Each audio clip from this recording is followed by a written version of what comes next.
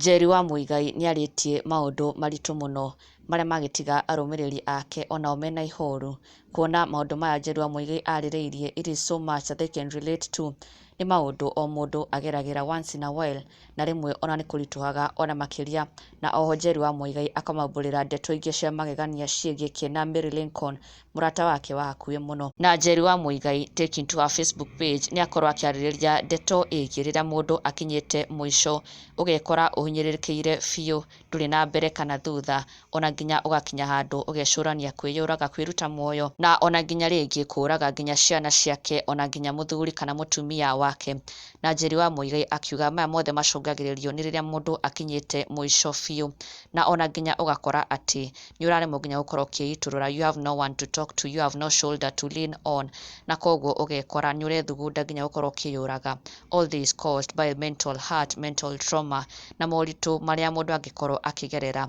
Na Njeri wa Muigai akauga nĩ wega rĩmwe gũkorwo ũkĩĩtũrũra ngoro, to always have someone kana to look for someone you can talk to, someone you can pour your heart out, and someone you can share your struggles with, your problems with, tondũ a problem shared is half solved. Na agĩkiuga manyitanĩire na Mary Lincoln nĩ mabangĩte ũndũ wa magegania mũno, ũndũ ũrĩa ũngĩkorwo ũgĩteithia mũndũ ũngĩkorwo ũragerera maũndũ ta maya, moritũ ta maya, kana mũndũ ũkinyĩte mũico.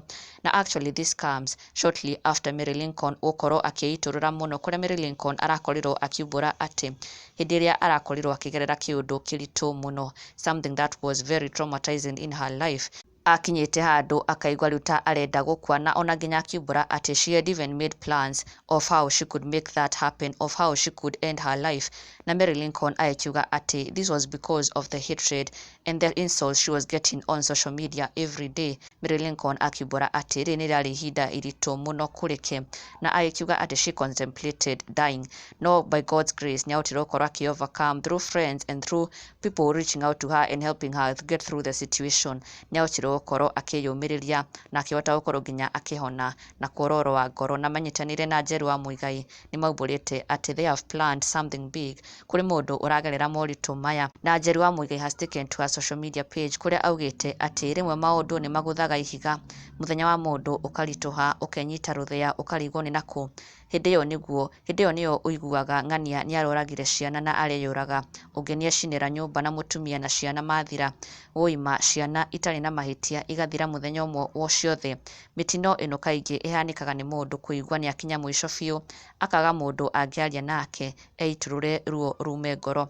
Nĩkĩo nĩ tũrakũnyita ũgeni mũthenya ũyũ wa Sunday kũrĩa Blue Springs kuma thaa 7. We ũraigua ta ũtangĩhota gũthiĩ na mbere, we ũraigua ũyũ tarĩguo mũico waku, ũkatwaranĩrie tũcire hamwe, hihi twaya kũhonokia muoyo twĩ hamwe. Njeri wa Muigai akiumbũra atĩ she has planned this, mena Mary Lincoln gũkorwo magĩteithĩrĩria all the bleeding hearts, mũndũ wothe ũragerera moritũ, more so in their relationships kana ona mũtũrĩre-inĩ wao.